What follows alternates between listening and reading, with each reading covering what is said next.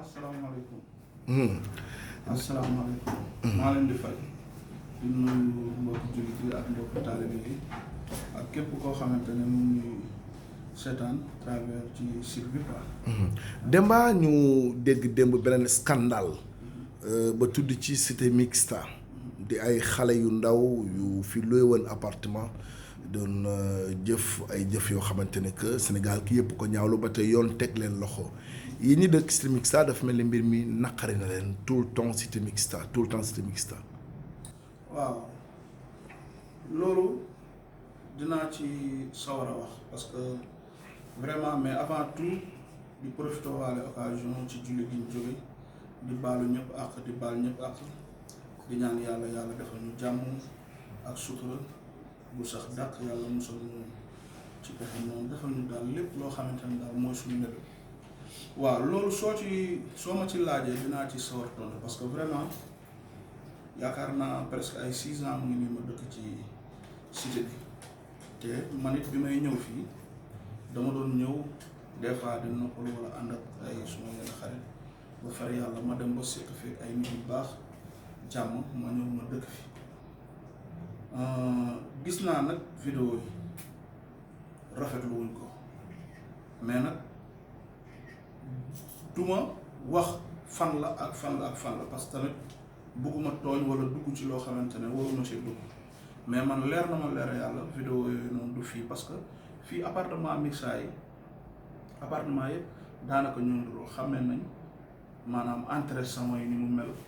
ñun suñu appartement yi boo duggee dafa am salon bi ngay njëkk a jot doog ci teg appartement yi boo ci teg chambre yi néeg yi sax bokkul comprendre nga police nag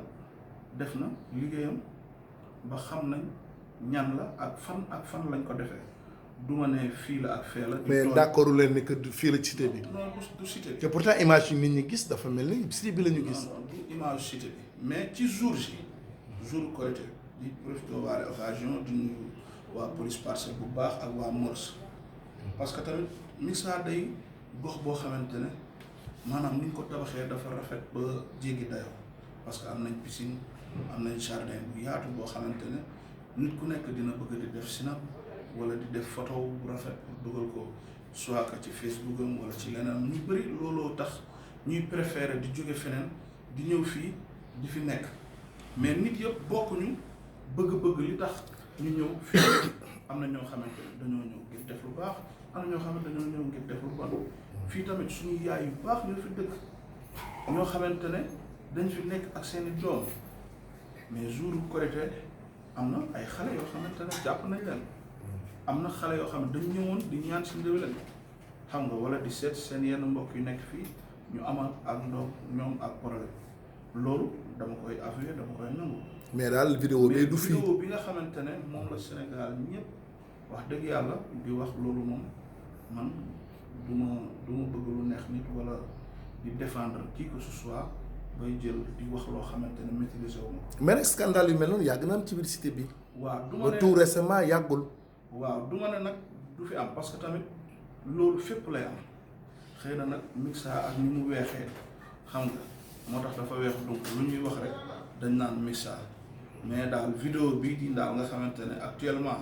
moo lëmbee dëkk bi ñëpp di ko ñaawlu wax dëgg yàlla loolu. lu tax ñu bari bu ñuy def loolu soirée yu intime wala bëgg a daje mixta lay ñëw pourquoi ñu ciblé mixta dëkkuwaay bi ci côté boobu dafa yomb loué fi appartement wala auberge yi dafa bari wala qu'est-ce qui se passe exactement. waaw comme loolu du mooy li ma lay wax du mixta rek moo am appartement meublé wala leneen parce que benn fii mixta duñ fi loué anniversaire fii bañ na ko ba ñun sax ñun ñi nga xam ne dañ fi dëkk laa lay wax ni suñuy ngénte amul musique amul tëgg tama amul dara parce que résidence la quoi